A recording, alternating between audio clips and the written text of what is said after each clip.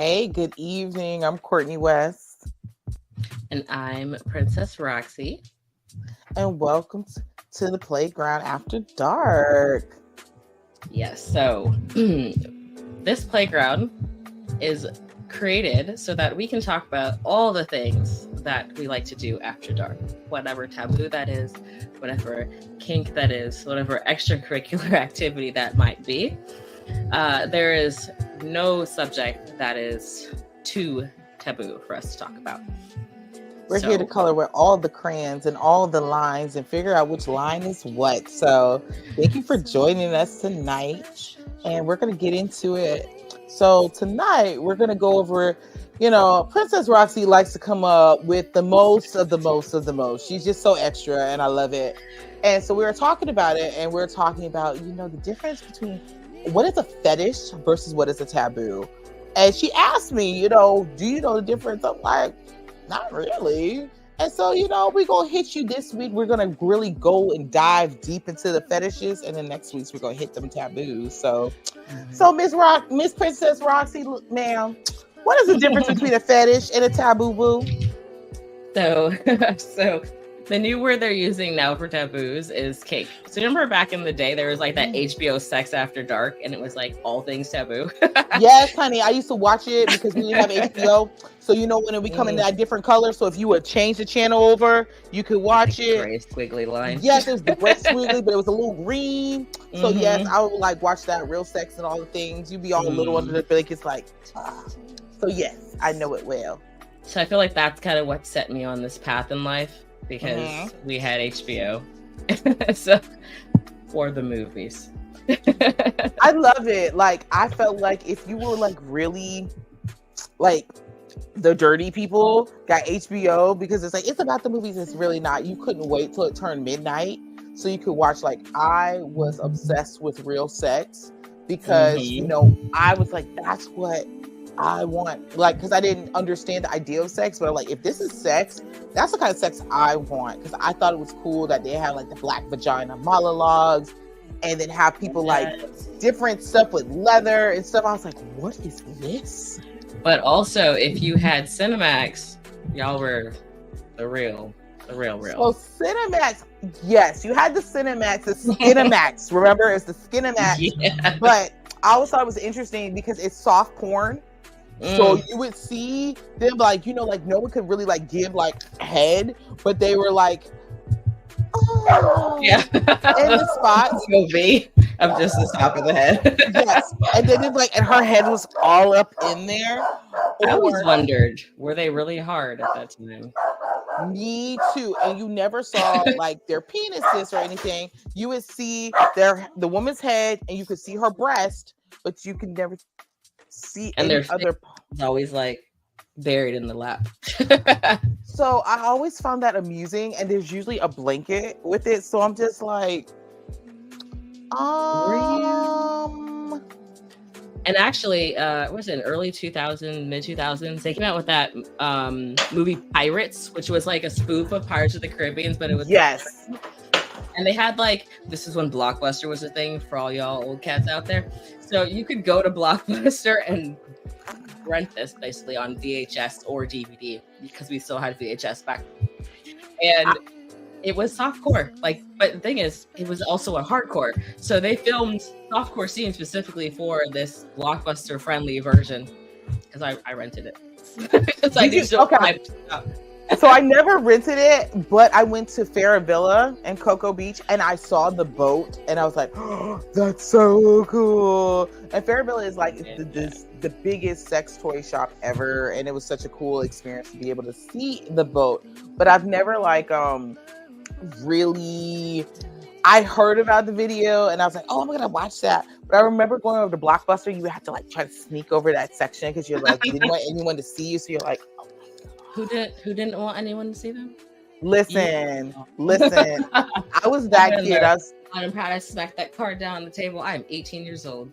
No, I was so not ready. I was so the complete opposite of the shy one. It's interesting. Like when I was younger, I loved hanging out in like sex toy shops.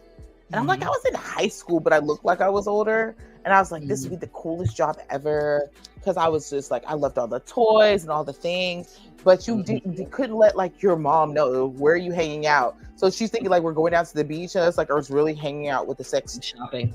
I was shopping, but I was always hanging out in sex toy shops because I just thought they were the most interesting people, and just to hear about what they were doing, and then to watch people, I like got a kick out of it to see like, ooh, what are you gonna buy? What are you gonna buy? Mm-hmm. Ooh, what is that? What is that? Ooh, what are you gonna do with that toy?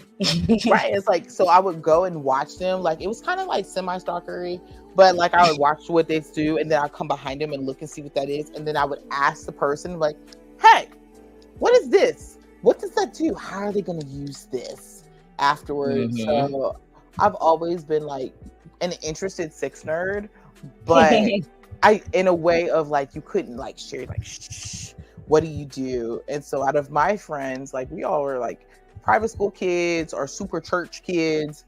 So, you know, I was the one who knew the information. And I'm like, I hang out in the sex store. So da-da-da-da-da. But you know, as an adult and kind of more moving into that vibe, it's like, you know, like what is it? Because you never think of it like that. It's like, what is really a kink preferred? Like, what is the difference between a kink and then, oh, this is a fetish per se? Because I've always thought that they were pretty interchangeable, and I never thought about this is the difference of it, and how it was explained to me as a child or growing up was like they were both just wrong.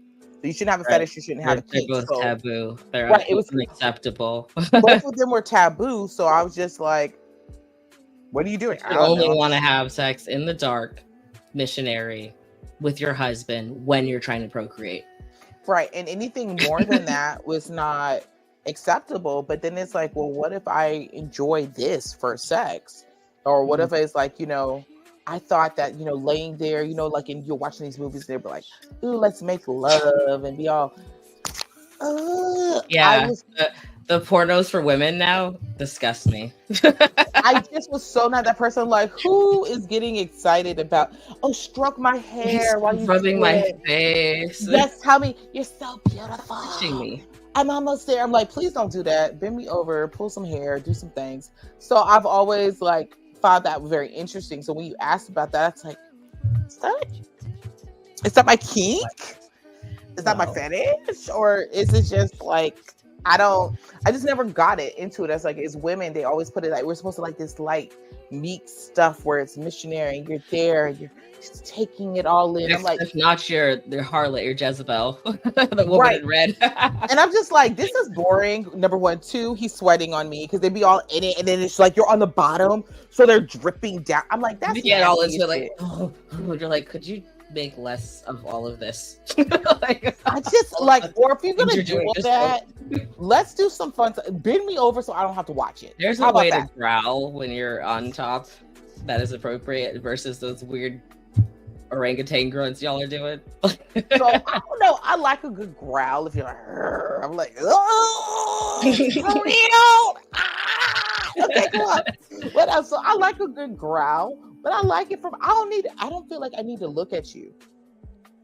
So, since we're talking about kinks and fetishes, one of my kinks, it's not a fetish, right? But my kink is when he gets like this and he goes, oh my God. Oh. Yes. Here goes. Panties off, clothes off. Let's go. I love it. So let's go through the difference between a kink and a fetish, because I think, like, I don't know, like a little bit of people choking. Don't know.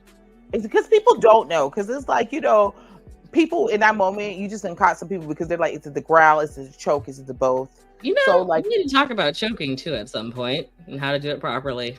People don't really know. They just, first of all, if I can still breathe and I'm so coherent, then it's fine. It's good. We're good.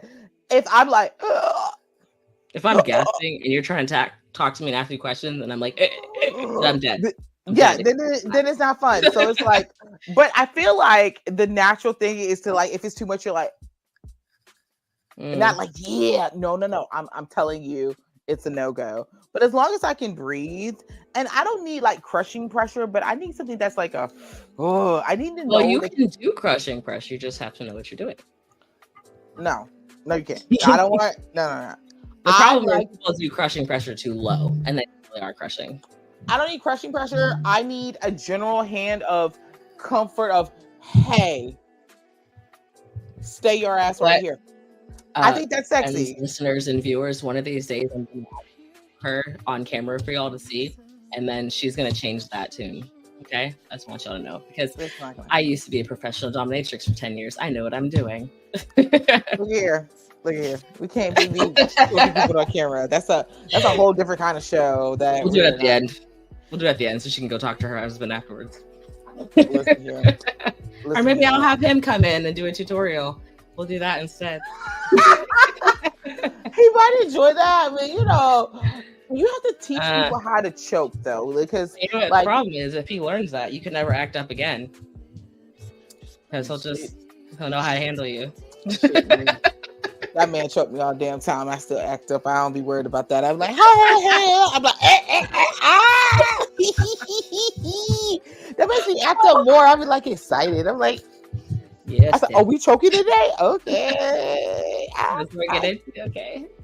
Because it's not like, again, so I know we were talking about the difference between like a fetish and a kink. So like for me, it's not a requirement every time to have a choke, but it is nice when you can incorporate one into it. So like if you're having a bad day and it's overly stressful, choking is a requirement. You got to give a little like, because it's like we're trying to get it all out. But if it's just like, it's a pretty decent day, it's whatever, you like, we can skip the choke. But It's nice. I enjoy it, but it doesn't have to be an all the time thing. So I guess to start off, I will say first, what's kink, what's fetish? But before we touched on that, I need to talk about vanilla. So a lot of times you hear that, and I'm so sick of these dudes who think they're so funny when you say, I want someone who's not vanilla, and they're like, well, I like chocolate. What is that supposed to mean? So, okay. Because then for me, that's what it gets into like a fetishy type of thing. That's how I've always thought about it as fetish. Like, because a lot of times I have experienced white men who be like, ooh, I love me some chocolate. I'm like, I don't like vanilla sex, but it's not, vanilla sex is not just to vanilla looking people. Color. Yeah, no, vanilla sex is, I don't like to be bored. If you're going to sit there, hump 3 times and nut, what is the point? That's vanilla. So, vanilla is basically all the normal sexual activity. So like, yes, you might like to try different positions, but essentially you're still just having plain boring sex. Okay, so let's break down.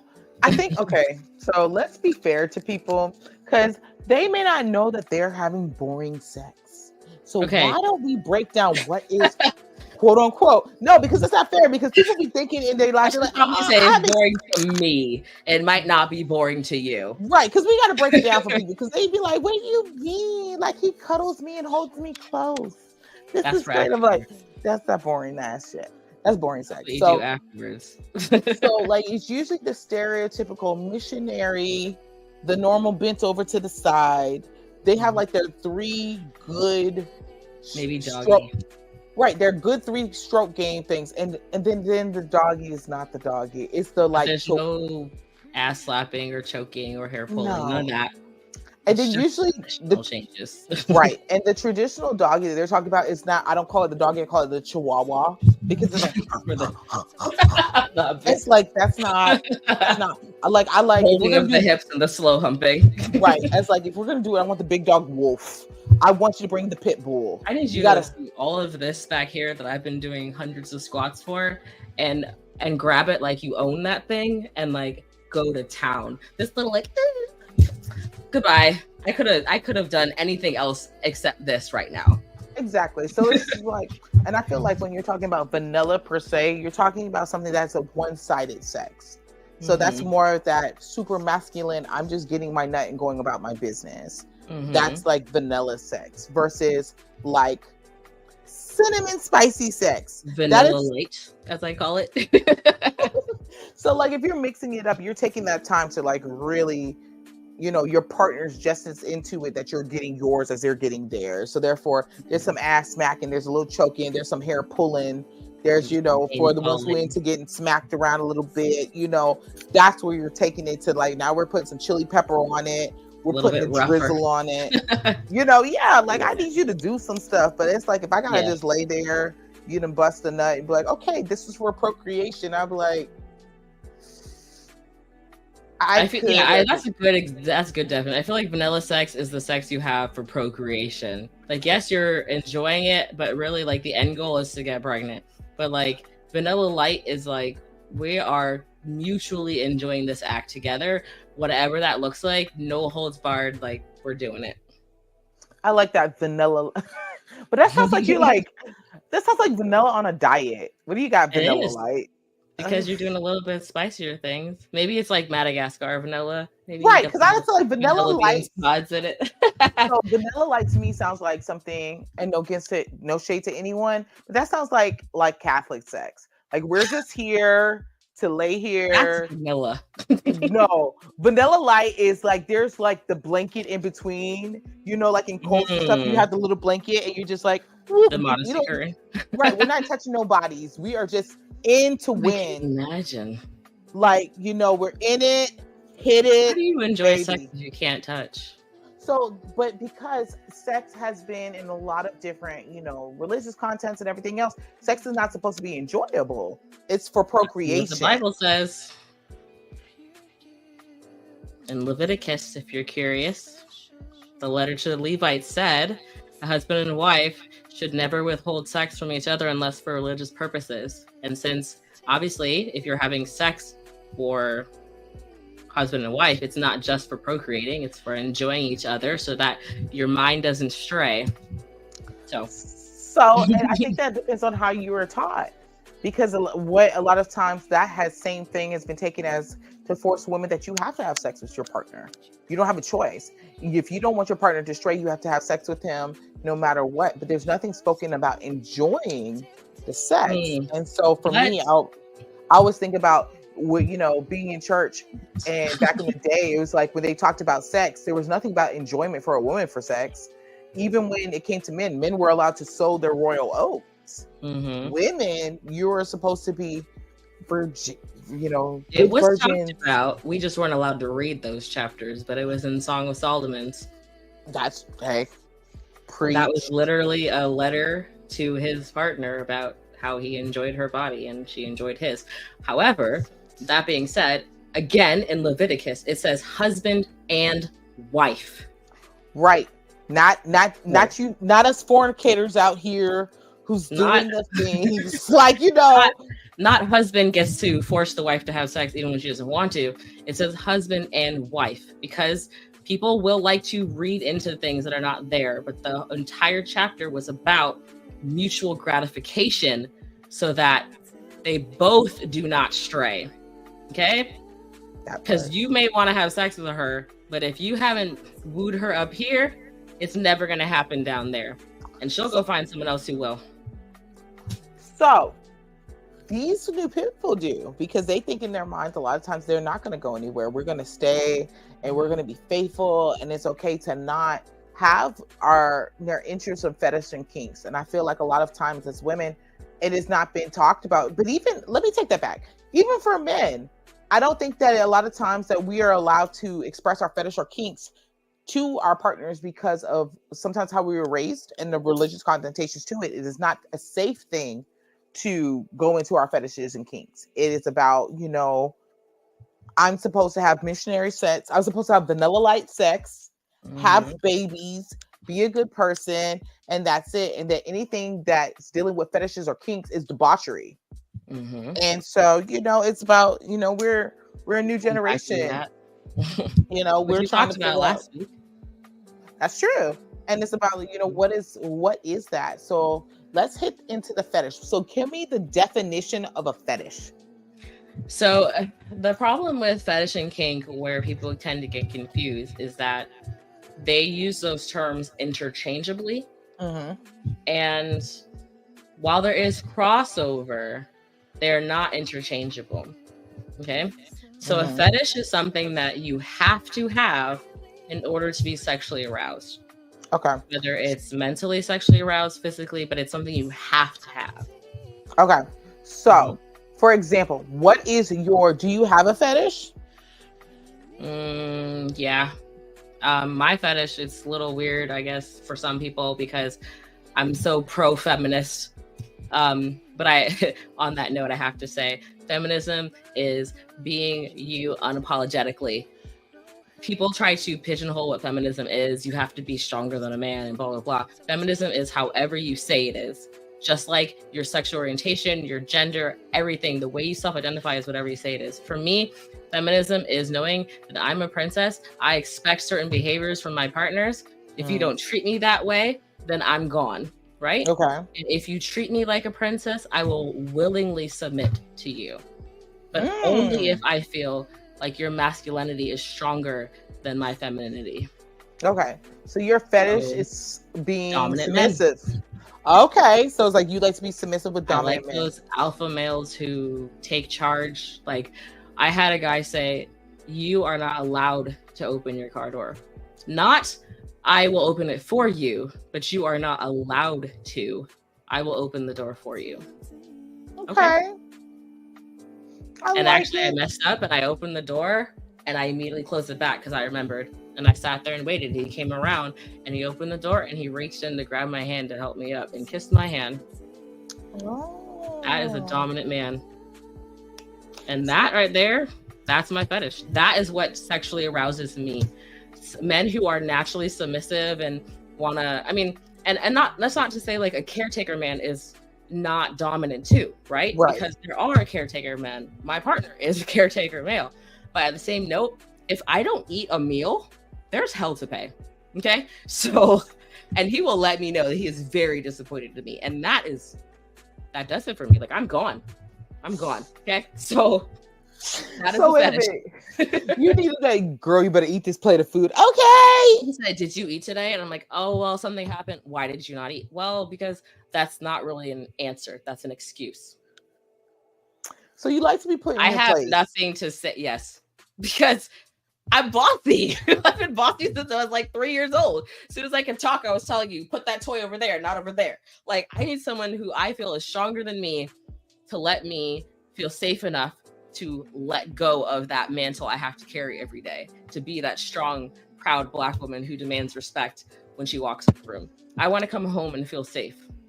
I can see that. I guess I could call that as a fetish of myself. I do like a dominant man because I do have to be alpha. I do have to play that quote unquote strong Black woman every day in my job and in life. And so to be able to come home and be like, oh my God.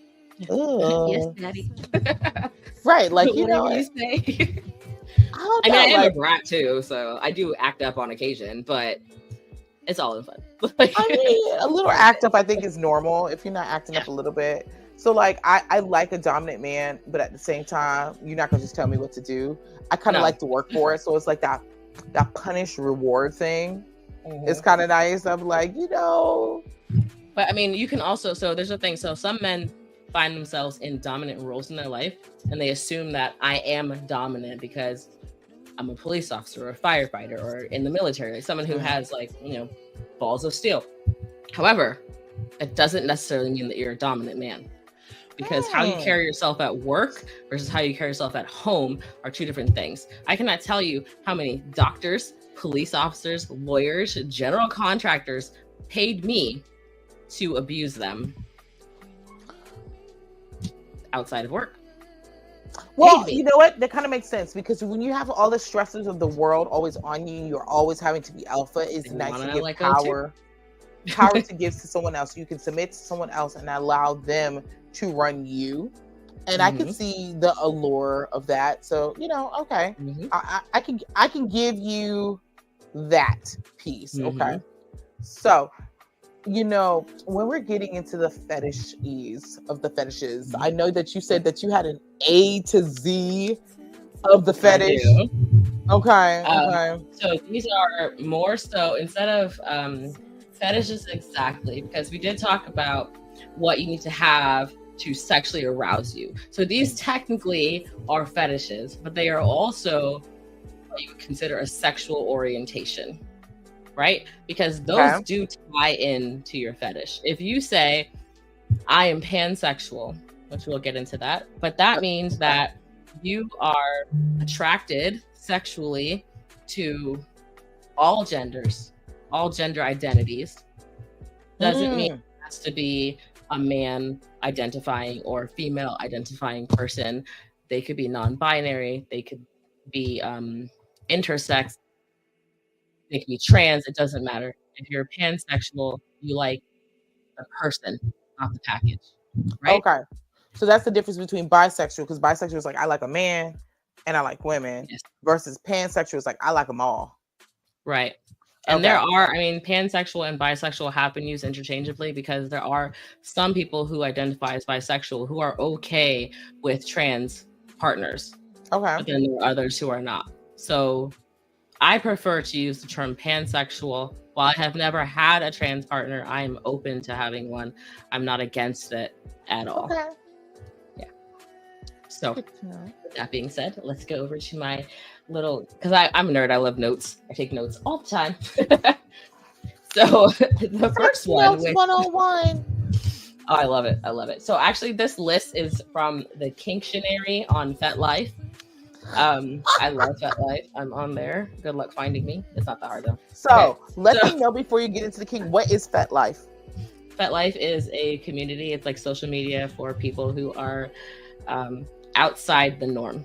It says a kink community, but honestly, like, there's a bunch of swingers on there. There's a lot of content creators on there, which that's a little annoying, but you know, they need sex too. But it's really just to mingle, essentially mingle online. Their guidelines for posting are a lot more relaxed than Facebook. You're not going to get flagged for having genitals or whatever. Now they do try to have you tone down, like if there's actual blood or anything in your photos, but outside of that, do you? So it sounds like a sex Facebook. Like a sexual Instagram, like the pictures and the things. Okay, cool. And you can add friends on here. There's clubs, groups, or whatever. There's events if someone's hosting a local event. You can also explore other kinks and fetishes on here. So like, there's a thing on here if you want to. But the Kinktionary, it's almost like a Wikipedia too, because the Kinktionary is updated by actual people who live like this. So. See, thank you for that, because you know, sometimes when you're trying to do and figure out your kinks and fetishes, or even what you like, where's a safe space that you can actually, you know, explore what that looks like by yourself or with your partner. So knowing that there's a whole, you know, Instagram, Facebook like scenario, because you know, Facebook is comfortable to be able to say a lot of things, but now that you know that there's one that's, you know, more sexually charged, that is okay. Far less censoring than Facebook. Facebook will censor you for using the word white. It's ridiculous. But this will let you do whatever you want within reason. And there is a large community of Black people on FetLife, and all different fetishes and kinks are on here. And the communities, there are like Black-centered communities on here too. And they are not one who is like, hey, you know, we are not going to allow you to discriminate. They're like, if you want to have a quote unquote safe space for yourself on here, do it. It's in their terms and conditions. Like, you all agree to it. So, that's so awesome. And all the staff members they also have real profiles. They are real people on this website too. See, that's so good to know. So that now you know. So for our viewers, if you're looking for that life, that FetLife is real. And FetLife.com. FetLife.com. I love it. So I'm actually looking at our time right now. Like, we've been talking about all the things with the fetishes and all the things that comes with it. Right. And so before we even get into that list, it's about that time for that Blast Artist Spotlight, because let's go ahead and hit that before we get into the list of the list. No doubt. So tonight we got my boy Hakeem Romance, and this song is called Balance. Let's check it out.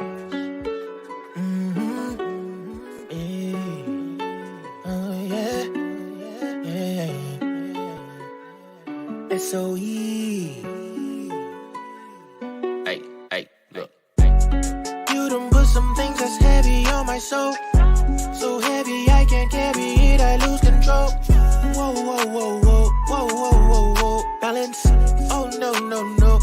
no, I'm back at it. I'm about to pull a big flex out. City boy chillin' with my chest out. Dust off my shoulders, I'm the best out. I'm a romantic bitch, never let her out. I'm about to act a donkey. Only a fair want it. So let it until the morning. Shawty wanna take a ride on my pony. Ayy, what do we have here today? Shawty, you eatin', time to percolate. Put on your birthday suit, I like it. Something I can grab onto, yeah. I'm on, take it out, then you roll up at a log, take it out on you, yeah. Where you tryna go? Just say the word and let me know. I show you things that you never seen before. Just don't cross that line, I'll leave you behind disrespectfully. You done put some things that's heavy on my soul. So heavy I can't carry it, I lose control. Whoa, whoa, whoa, whoa, whoa, whoa, whoa, whoa. Balance, oh no, oh no, I'm back at it. Fresh, particular day. Fucking with a real who well. Too clean, gotta slide on the bitch. Tell her to keep dreaming, make a wish. I know you want it, babe. Hurry before it's too late. Don't keep me waiting now. Don't keep me waiting now. You can pull up, do what I say so. 50 shades of romance, you never let her go. This what you wanted, right? No backing out tonight. This what you asked for. Don't worry, I plan to give you more. Where you trying to go? Just say the word and let me know. I show you things that you never seen before. Just don't cross that line, I'll leave you behind disrespectfully. You done put some things that's heavy on my soul. So heavy I can't carry it, I lose control. Whoa, whoa, whoa, whoa, whoa, whoa, whoa, whoa. Balance, oh no, oh no, I'm back at it.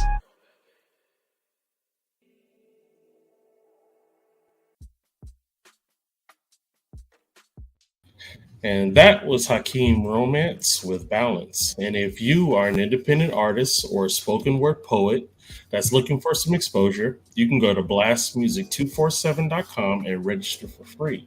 But also, Blast is looking for the fans. So if you are fans of great music, you can also go to blastmusic247.com, register as a fan, and have access to hundreds and hundreds of music.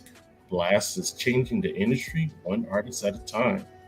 And before I go into the guest company that sponsors the show, Courtney, I wanted to ask you, did you go to the Fuji in Orlando? I did. It was one of my first experiences of like going outside of the sex shops in my area. And when I tell you, that was my favorite place to be. Like, anytime I go to Cocoa Beach, I would put it around, bitch, I gotta go to Faravilla. Because between the costumes, the comics, the toys, all of it, it's like back in the day, Toys R Us on steroids for adults. So I would get like the happy dance. It'd be like, we pulled up. So I haven't been to Faravilla in 15 years. So I'm overdue. I was talking to my partner about it, like, yo, I need to take you to Cocoa Beach. He's like, why? Because Faravilla's there. He's like, for what is that? I said, it will change your life. For anyone that has been to an IKEA store, it's literally like that, but it's all sex stuff, if you will. And the time me and Dimples went, we went during Halloween. So they had all the outfits out. It was so dope. So dope. So definitely need to check them out. However, if ever you happen to need some play stuff, you can get your love on by going to the lovefetish.shop, and that's LOVEFETYSH.shop to get you some great stuff. And being a Playground exclusive discount, if you put in PAD 15, you get 15% off your entire order. All right, so I'm gonna leave this here while the show is going. You ladies keep doing your thing. See you later. Thank you. So, getting into it, sexual orientations, right? We talked about pansexual and versus bisexual. And I honestly, bi does mean two. I really don't feel like terms are that interchangeable, but people do use them interchangeably because if you are saying trans man or woman, they're still a man or a woman. So, this one, no judgment. I just say this right now. No judgment. I just personally, because of who I am, I don't understand this one. Okay. We're just gonna start at the top of the A's. So asexual. Yeah. No judgment again, but also be called ace, but okay. So it usually refers to a person who experiences low or no sexual attraction towards others. Other types of attraction can be experienced, such as sensual, aesthetic, physical, or romantic. What? So you're not sexually attracted to anyone, but you can feel Romantically, you could, okay, so I found this Christian couple a long time ago. It's like they're in the news or whatever at one point, but they were saving themselves to marriage. So the problem is they got married and then they never actually had sex. So they were 5 years into their marriage and never had sex. And I wonder if they were asexual, both of them. So I've met people who are asexual before, and there's like, it's just not a thing to me. They say that they're more into the inter beings of a person, and they find gratification from talking and holding hands and all the things. I just can't imagine not wanting to have sex. Like, ever? You never want to have sex? I always wonder if it's like a hormone thing, or I always think it's about chemicals, because I'm like, and again, no judgment to anyone. I give it to the monks and the nuns who choose to live that life, but I don't believe that you don't have sexual urges and you don't have the need for, or the want for sex, and you just choose to stay abstinent. And so I've met people that they have been married and they like, we sleep separately, we do not have sex with each other, but they have loving, lasting relationships. They love their spouse, but that is just not something that they interact with. And I mean, one of my best friends, she's not asexual, but she goes through periods of being asexual. Like, completely doesn't want to deal with people at all. But for how long? Okay, Years. but okay, let's be real. How's the longest you can go without sex? Like, as an asexual person, 5 years deep. I'm sorry. You mean I'm like you never years? Like, you don't want any, like, and then she doesn't have like friendships. So I'm like, so you don't want to have like any. I can see if you had friendships, but she's like, it's just it's just too much right now. It's too much work. But I'm like, okay, but ever? It's like, so not even with yourself. Like, okay, No. if you're asexual, you don't even have. So like this, there's nothing ever. No, she didn't. She had no interest. She said maybe like once every couple months for herself, but like as far as with another person, like zero desire. And I was just like, I've made it 4 months and I thought I was gonna go crazy. Like, I was peeling the paint off the walls. She said 4 months. I'm like, 4 hours. Listen, I did. I was like, I was going through a transition and going through my divorce, whatever. So I was just like, I focus on me. And I realized I'm an angry person without sex. Like, if I'm not getting laid and getting the back broke on a regular, I am not someone. I be feeling bad. I'm beefing on bacon on breakfast. What's wrong with you? What's wrong with you? My patience is like nil. Yeah, no. Like, so to the people, I hope you have like monk-like personality and you can hold it down. Give you all the. But I also commend that you know that about yourself. Yeah. It's too often we try to fit into what we think society wants for us, and like, you don't. You don't fit into it, and you don't make apologies for it, and good for you. You know what? Now that I think about it, I was actually in a relationship with someone who I really think was asexual because they did not enjoy sex at all, and they prefer not to. And I asked him, "What's the longest you've gone without being sexually active?" And he said 8 years. So I was like, "What? Like, that's almost a decade. Like, you really like nothing." It's like, it just really doesn't. Like, it's nice when it's there, but it's not a big deal. I can just go with or without it. And I'm like, yeah. I was just like, that's enough for me. Okay. But I think like that's really important to have those conversations, because if you're a hypersexual person with an asexual person, because that could cause problems. You could think it's you or whatever, but if you have the communication to say like, I'm just really not feeling it right now, it doesn't mean they care about you any less. They're just sexually, they don't express their feelings via sex. So if you're in those one conversation, if you're in that type of relationship, so am I allowed to get sexual gratification from somebody else because you are asexual? That. And I do know of a couple who the husband is trans, so the husband is asexual, but the other partner is not. So the other partner does seek sex with other people, but they do still desire sex with their asexual husband. They just, it's whenever it happens, they take the opportunity. Okay. The whole family, they have kids and everything, so clearly it works for them. Whatever works. Okay, asexual down. Next. This one I saw this, I was like, oh, okay. It's called autosexual. Okay. Auto meaning self, right? So it usually refers to a person who is more physically attracted to themselves than to others, and they prefer masturbation to sex with the partner. That sounds like a good old-fashioned narcissist who just likes to watch himself in the mirror. So that's like the first thing that came to mind. It's like, yes, I'm so wonderful. Those guys like record themselves, but they're yes, like this, and they're like on the counter or whatever. So that's why I was like, okay. It's like, you love you more than anyone. Got it. But then I thought, what if this also applies to people who like mutual masturbation? They don't want to have sex, but they like to mutually masturbate. You're still technically with someone, but they're parallel play.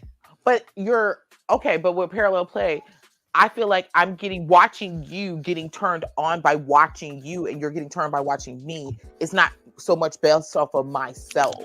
But am I watching you? How do you know?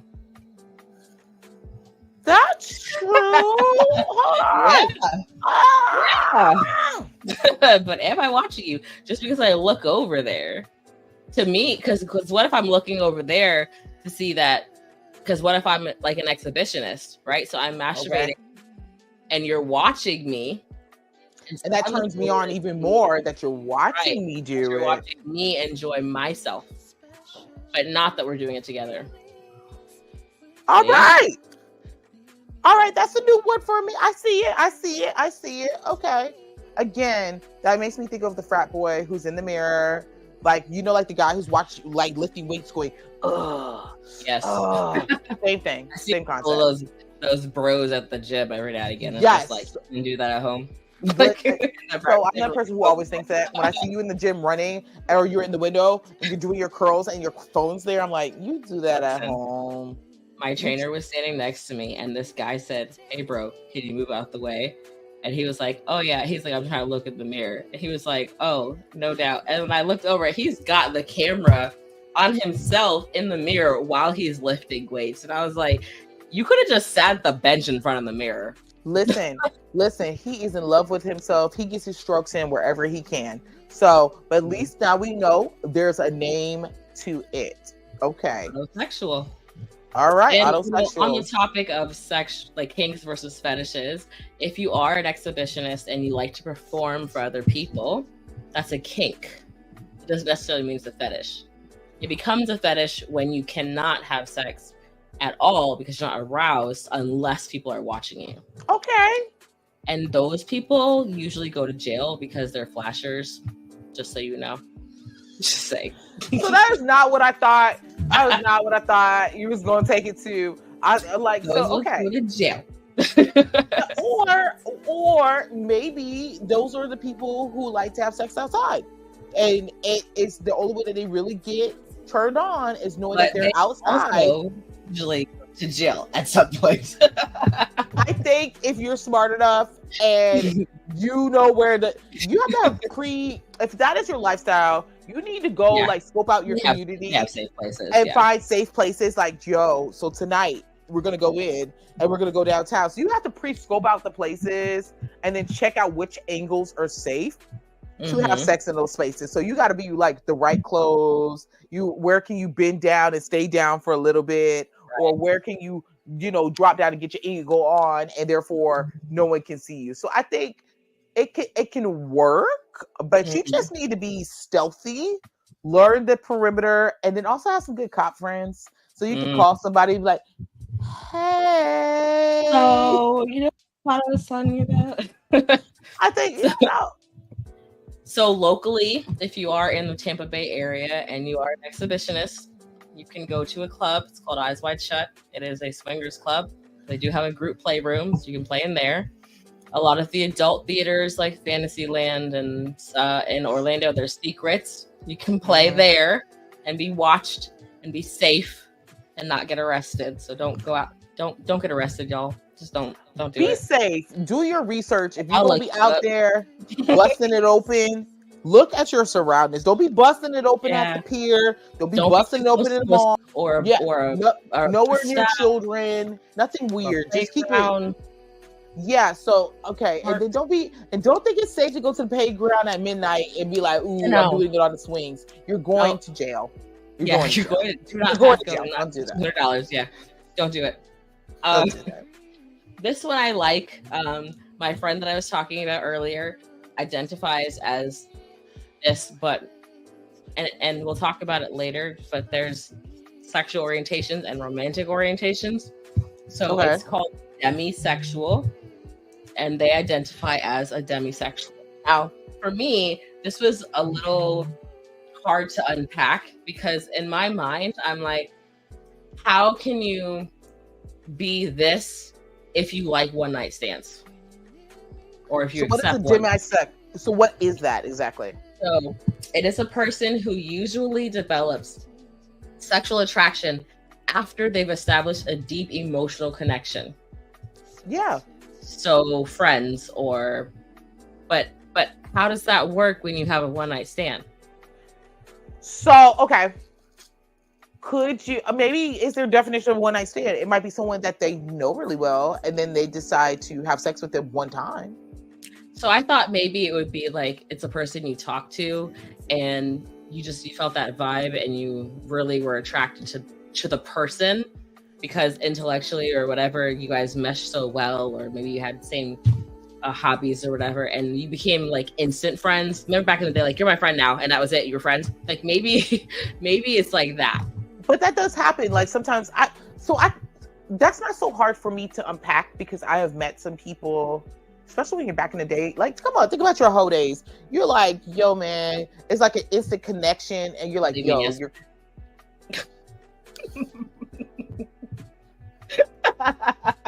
We're gonna make yours sound a little more professional. We're gonna say your whore days, and so instead of your hoe days was like, okay, cool. It's an HEAUX, by the way. That's the preferred term because we're fancy over here. We're high class hoes. You're some high class hoes. So when you was in your high class hoe days, but that's a difference from your high class hoe days versus your regular hoe days. Your high class hoe days is like, hold on, I have provisions and boundaries with it. My hoe days is just like, I'm getting it in. And it don't really matter. I'm just trying to figure it out. And sometimes it's like, what did you say? You like this too? Oh my God, you like that music? Let me see your print. Oh my God, your print is everything. I'm instantly attracted. Let's have sex. So for me, I can see that because it's like, ooh, there's an instant attraction, there's a connection, and then you got the hunkatonk.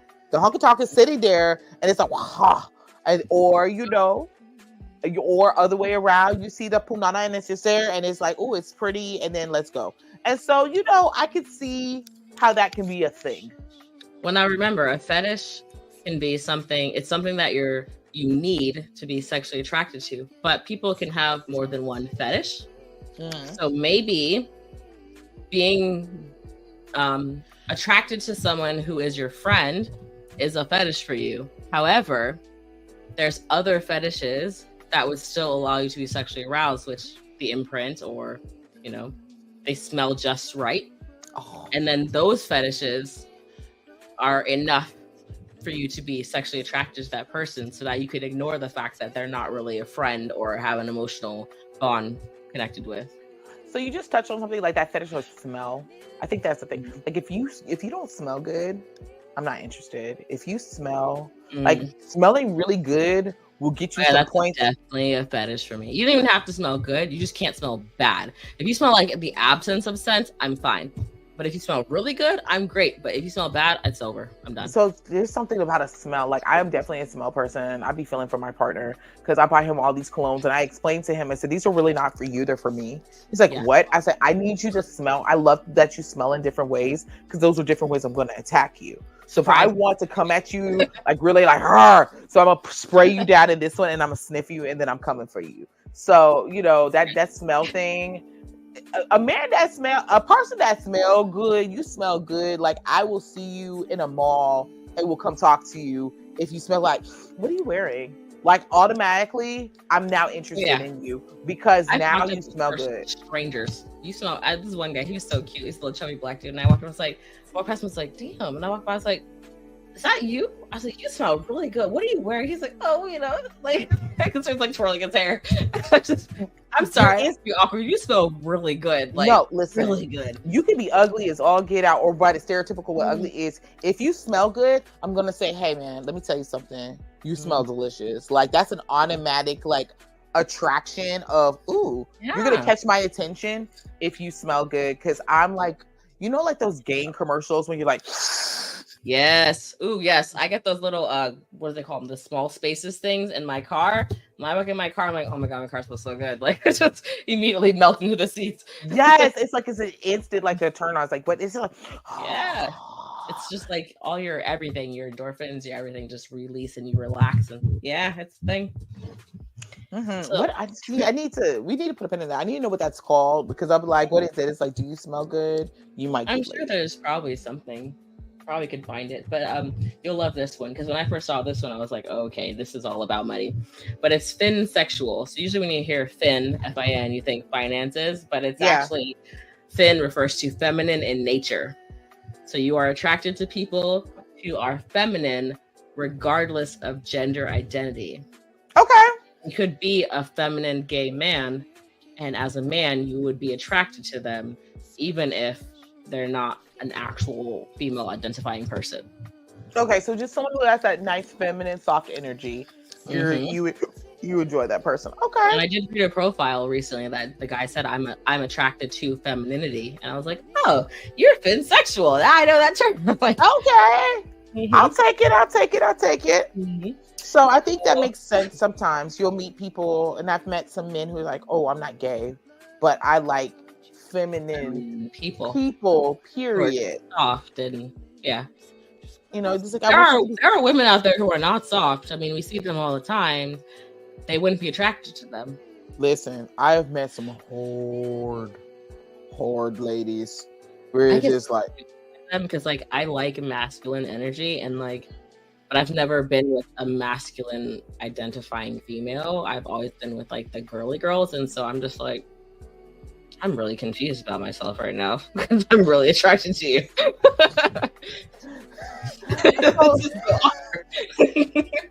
So when I think about that, like on the flip of it, it's like when you see a really masculine presenting female who may be very beautiful, but has that very masculine stuff. So you kind of crack your head to the side. You're like, saw one on Snapchat recently. I'm very confused. There's a lot of things going on because when I'm looking at you, I see this, but then I see this, and then I'm very confused, and I don't know how to process. I guess it's some TikTok videos and thirst trap TikToks. That's where they get me. Stop it. See, first of all, that TikTok's the devil. You be watching that stuff, you be like, TikTok is filthy, y'all. I would never watch TikTok in front of my kids or my mom ever. It is filthy. Before you know what's gonna come on. It's gonna be someone talking nasty to me on Book Talk. Absolutely. And it could be anything or like I have a thing for like food porn. I love anything to deal with cooking and stuff. So I was one thing is like this dude who smacks the I know him very well. You know what I'm talking about? He be in there molding it.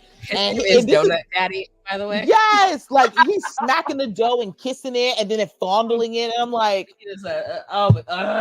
and looks at, I'm like, when my kids walked in the room, I was like, yo, you can't watch this. Like, what you watching, mommy? Food videos? I'm like, no, this is adult stuff. This is like corn food. You can't watch this. He'll take the donut, he'll swirl out and or like when they're opening up the bread and making it bigger, and I'm just like, I'm I'm like, I am not old enough for this. I'm not. First of all, that's like the dirtiest donut of your life. You be like, I don't know if I should eat that. Like, and then he takes a bite at the end, and I'm like, why did you make that bite so sexual? Like, then you want to bite behind him, but then if you do, you may have an orgasm. So it's like, this is not like. You know that stuff tastes real good. So, but no, I want it to be nasty because all that love you done put into it, I feel like that's a raunchy ass donut. Like it comes with cream filling. I don't want it. I don't want it. I don't want it. I don't trust it. I don't trust it. No to the cream filling. No, listen. I don't want you to watch you do all that. You do all that to that eclair. I don't know what it's filled with. I'm good. This just, it's too much. It's too much. It does. No, it does. I want to know if I'm getting Boston cream or Christian's Boston cream. All right. You're getting Boston cream. So done. The notes. So a fray sexual, F-R-A-Y sexual, fray. Okay. It's considered a form of gray sexual, and it is the opposite of demisexual. Since demi, you have to be friends or have an emotional connection before you're sexually attracted to them. A fray sexual has little or no attraction with people once they become deeply connected to them, especially if they become emotionally closer and or stable. I understand the gray. I do. 100%. I might have some of that gray in there back in the day. You were real great until you started to like get comfortable, and now not so much. Don't do me. I can say I was definitely a gray person when I was single because I was not for that lovey-dovey stuff. Oh my God, I think you're great. We should go out together. I was instantly like, go for me, fam. I was like, I have to block you now. You have feelings and emotions, and like as soon as you're like, why don't you want to be my girlfriend? Oh my God, you just ruined it. I don't want to. Yeah. Because all that emotional stuff, that's a lot of work and baggage. I'm coming for a mission. Thank you, satisfy. I need to go home. I don't want to hang out with you. You can't stay the night. Go home. Yeah, I don't want to make you breakfast. I don't want you to make me get lunch. Like, let's go out on a date. For why? I don't want to be seen with you. I just need a guy like that. Listen, we met at a stoplight of all places, and then I called him when I would get off work. I work 3 to 11. We know what time I'm coming home, like midnight, 1 o'clock. You know what I'm calling you over for. I need to go to sleep, obviously. He said, why don't we ever go anywhere? Well, great. Now you done messed it up. Now we can't talk anymore. Right, because there's sometimes that, and I think that men think that sex, it's like a sexist type of thing. Like they are the only ones who are like that. No, a lot of women are like, I literally just needed to go to sleep. Right. It's like, and I think sometimes that comes with like, and not to pigeonhole it, but I could speak for myself as a boss woman who can make their own stuff, do their own things. I don't feel the necessity at the time to get into all that emotional lovey-dovey stuff because one, I don't have that emotional capacity for you, nor do I feel like I need to. I didn't have time. Right, I really don't. Like I was like, especially back then, I was a single mom. I'm a business owner. I'm a nurse. I'm doing my community work. I don't want to bring you anywhere. I don't want you to say that you have claim on me. I'm here to work, and I'm just here to get some stress out. Like you're just a stress reliever. But as soon as they're talking about that, ooh, I love you. No, I'm done. That's fine. Oh, I was like, oh, over there. I want you to be my old lady. You're old what? Oh, I was instantly. You used to laugh at me. He's like, what happened to so and so? Oh, he got attached. It was too much. Yep. And he'll be like, but you really liked him. I did. And then he talked. And then it was done. So you ruined it. So you opened your mouth. So we have more, but we're on H's, by the way. We've almost got, it's an A to Z list. So I love it. Touch on the rest of them the next time you see us. Give me one more. Give me one more to fill it out, and then we'll close it out. Give me something good. Okay. So before I give you this last one, I wanted to let everybody remember that we also have a Reddit, so you can hop on there if you want to ask anonymous questions. Reddit is r/playground after dark. Go on there, pop on our community, join us, and ask questions. This last one you'll probably see on any website that is dealing with multiple partners, aka swinger sites. It is hetero flexible. So you might possibly be only hetero in your normal life, but you might dibble dabble every now and again. You might be okay if you're a man with getting oral from another man, or even providing oral from the man, but you stop at actual penetration. Or for a woman, you might be okay with everything above the waist and nothing below. Or you might be okay with a girl touching you below the waist, but you don't reciprocate, but you are flexible. So I was just looking at my hetero self and I was like, well, my legs is pretty flexible. I can move them around, but that's about as flexible as it gets. But would you be okay with another girl joining you? I mean, you wouldn't obviously go out of your way to seek that person, but who knows? Maybe that person does it for you and then you risk it for a biscuit, so to speak. Not risk it for a biscuit. Well, first of all, I'm gluten and dairy free, so that would have to be some kind of biscuit for me to bite it, honey. So I love to bake for people's allergies. So I'm so done. I'm done. That's like there might be the right biscuit out there. I sent you a biscuit. You never know. You never know. I think a lot of people are just like they're afraid of their own kinks and whatever else makes them feel good. And I think that be open about what makes you feel comfortable and what not. With that one, I don't know. Like I don't know how I would feel if I was dealing with a man who was comfortable with that. I think it might throw me off because I'm like, whoa. So I think it was more of a conversation that is had. I've never been in that situation before. We're going to start with this one, by the way, because we have more to talk about this. Yes. We're going to come back to this. And I so love that we were able to get into the kink. I love it. And we're getting into the fetish of, and we're going to continue the same conversation next week. We're going to go in, we're going to finish up with this one and then dive in even deeper. So I'm super excited about all these good things. And, until next week, I'm Courtney and Princess Rossi. It is always a pleasure as always. You always coming in bringing in the good biscuit. Yes, I love it. And we will see you next time at the Playground After Dark.